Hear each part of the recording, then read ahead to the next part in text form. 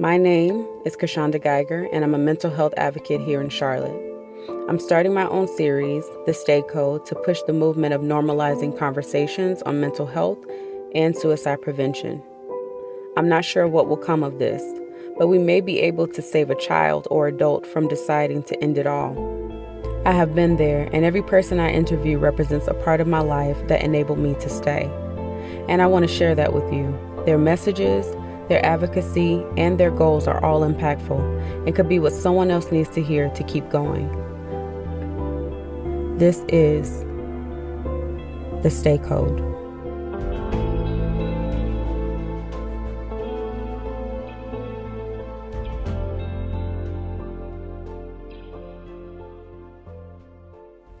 Hi everyone, my name is Kashonda Geiger, and I am here with Aubrey McMahon, who leads a support group here in Charlotte at the Central Coffee Co. in South End on Camden Road. So Aubrey, I think my first question would be to give us some background about how you started the support group and what inspired you to do so. Absolutely. So I always tell people I flirted with an eating disorder in high school, and it never really took full force until I moved to college. I went to a small college and they had a counseling center, but they didn't have much support outside of that.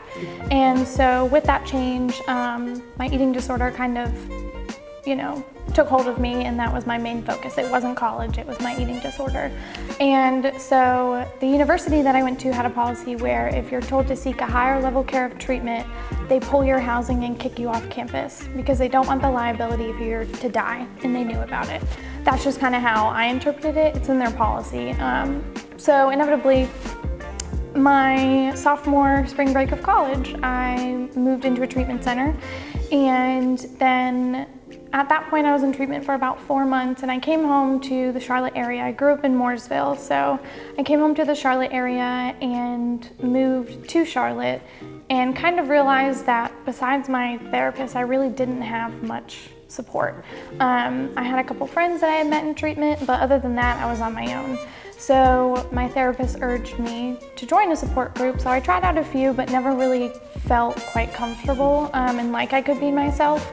So I had met two girls, and actually on a Facebook group for other people that struggle with eating disorders, and we met up and the group just kind of formed itself. So through all of that, we've had some trial and error with group, and they're no longer leading, but so I've just kind of taken it under my wing as kind of my own personal project while I work towards going back into school and also taking care of my own mental health. So we have it. It's not predominantly, a lot of the girls that come to group do struggle with eating disorders, but it's, anxiety, depression, PTSD, self-harm, schizoid personality disorders. I don't really put a stipulation on anything because I don't think that that's fair, as well as the age group. I don't put a stipulation around that. We have some girls that are 15 and come with their parents' consent, and then we have some people as old as, 67 that have come to group. And I think that dynamic is great, just because it allows, older people to give a lifetime of advice to anyone that's younger and vice versa. So, yeah. And tell us how long the group has been formed under you, and then also what are some of your hopes for the group? Where do you see it growing into? Currently you have a lot of members, so yeah. Talk to us about that. So I started the group February 2017, and since then, like I said, I'm not a therapist, so it's kind of been a little bit of trial and error. Used to be co-ed, but just for the mental and emotional safety of some of the women that are in group, we moved it to females only. And then, so that's, been great. We have over 500 people online that are part of our Facebook support group, which is private. And then we are on a site called Meetup, but I want to switch off of that because it's expensive to keep group going on there. And, I'm in school, I'm doing this out of the goodness of my heart. So, spending money and trying to keep a group alive online just seems kind of silly. So that's why I'm hoping to switch this to Facebook only. And I would love to expand the group. Right now we have about, at least 15 members that come every week to the coffee shop. It's getting a little bit small. I do love that environment though, just because it's more relaxed. It's not, people can, feel free to open up, and we have a private room. Yeah, and the safety of them is extremely important to me. So I want to grow group and, ultimately find a bigger space to have a group that group members are also comfortable with. And the coffee shop is central in Charlotte. So we have group members that come from Rock Hill, some people come from Greensboro, some people come from, Shelby. It just depends. People are all over the place. And so even just that in and of itself has proven to me that a lot of people need support, and a lot of people may not be able to find that wherever they live. And how hard is it to find support groups in Charlotte, and how does one go about finding the best support group in Charlotte? Like, how can they get in tune with you? And so group, we meet every Sunday from 4 to 6, like you said, at Central Coffee Co. off of Camden Road. And when you come to group, we do, there are some days, obviously, because the holidays, we won't have groups on weekends where I don't think people are going to come. So we kind of base it off of that. We have a Facebook group, so we have even girls who don't have Facebooks, who will just create one just to be in the group. So, I'm like, if you want your name to be Flower Girl, that's fine, just as long as you're in group. Because I know a lot of people don't have Facebook, but for me, that's just, my way right now of getting the word out. Like I said, I want to stop Meetup because it's very expensive to keep it going. Initially, when you started, were there a lot of support groups that appeared up for you, and what was your experience with those support groups that drove you to want to do your own? So when I was first told to seek out a support group, I went on a website called Psychology Today, where a lot of providers post like groups they have or just about themselves and what services they offered. And I inquired about a lot of groups and no one ever got back to me. Then I went to an EDA group, which is Eating Disorders Anonymous group. It's kind of follows the scheme of AA, but for eating disorders. And I didn't feel completely comfortable there.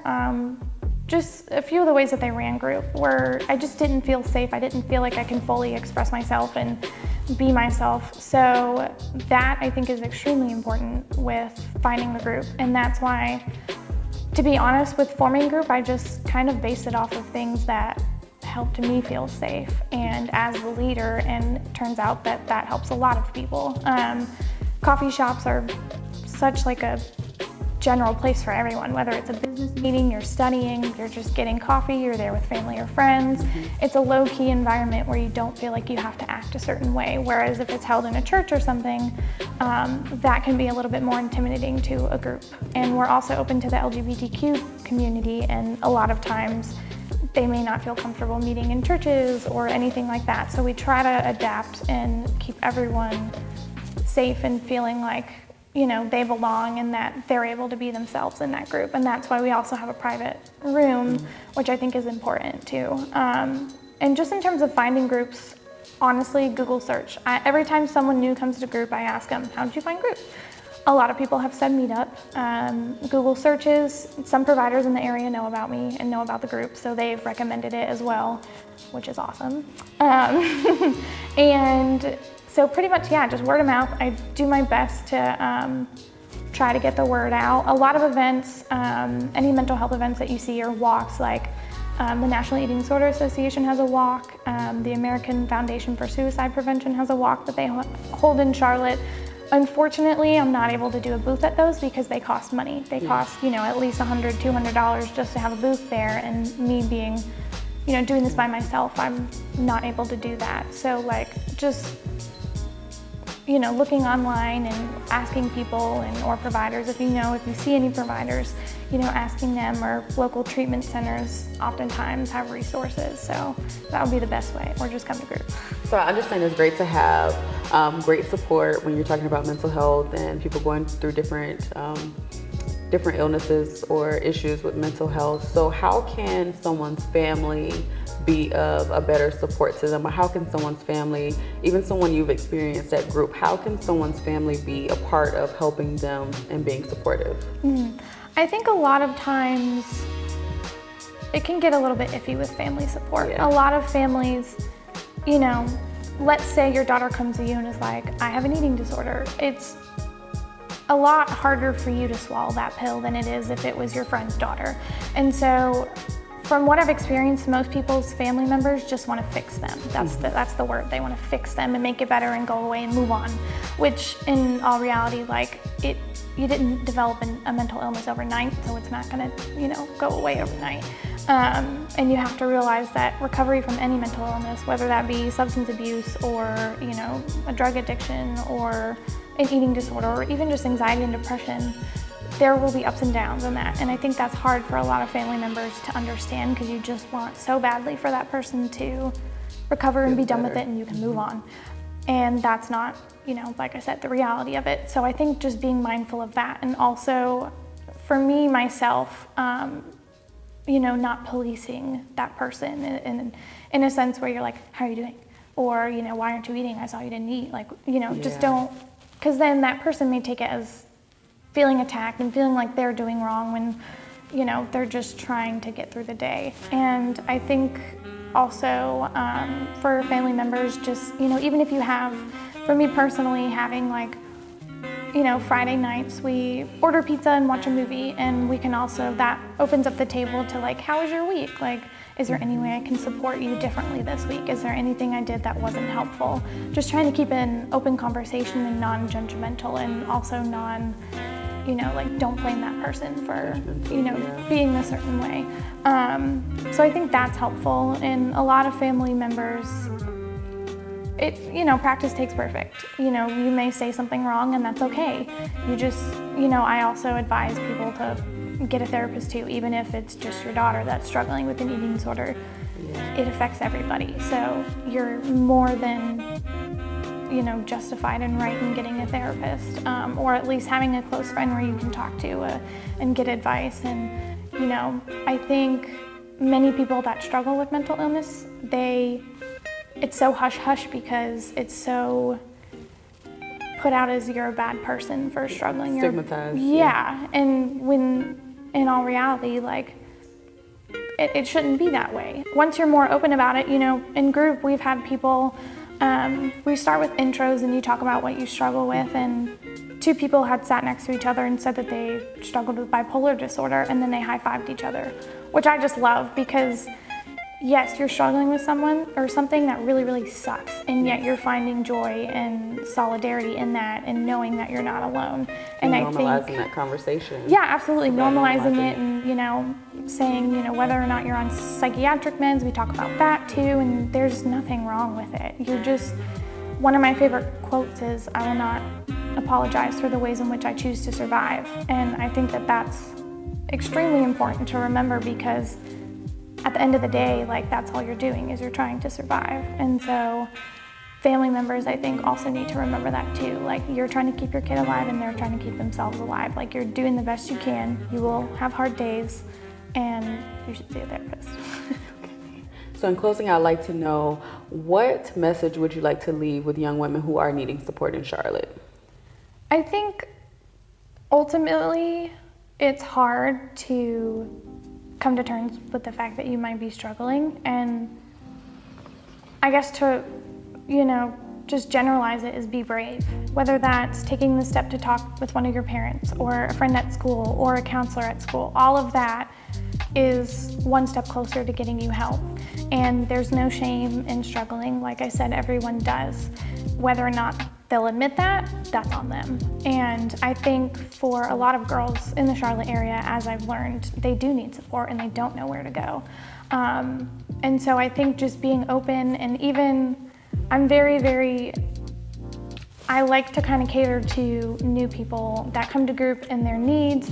So whether that be you contact me directly and you're like, hey, I want to come to group, I'm not exactly ready, I'll meet you at the coffee shop early and we can talk and kind of talk through your anxiety about coming to group, because you're going to sit in a group with 15 strangers that you don't know. So I want to make you as comfortable as possible. And so whether it's just that we meet for coffee before group, or we just meet for coffee, or text for a while, or you talk with someone that's in group, just taking small steps, and as small as you need, that's okay. And then once in group, a lot of people have used group kind of as the bridge to switch them from not having a therapist support or any support to having support. I urge a lot of people and people that are in group to find a therapist, and I have recommendations for therapists and dietitians and doctors in the area that know about my group and are willing to work with people from group. And so I think it's great for people to kind of get out of their isolation. And also as group, we do fun things too. Every month we'll have an outing, whether that be we paint pottery, we go hike Crowder's Mountain, we have a movie night, a game night, those sort of things, just to kind of also get you out of that isolation and just to know that these people are here to support you, and we don't have to be serious all the time, and that you shouldn't feel like you have to be serious and about what you struggle with, because just be yourself. And so I think ultimately for people in Charlotte, seek out a group. If you even contact me, I'd love to help you find a group. And even if it's not my group, as long as you have support, I'm happy. So absolutely. Well, thank you so much for You're sitting welcome. with me today. I really appreciate it. And thank you all for watching. The Stay Code is about normalizing conversation around mental health, therapy, outlets, and support groups. It's about allowing yourself to advocate for yourself and be proud of yourself through every journey. So again, my name is Kashonda Geiger, and I'm so excited to be bringing you the Stay Code. Stay tuned for the next episode.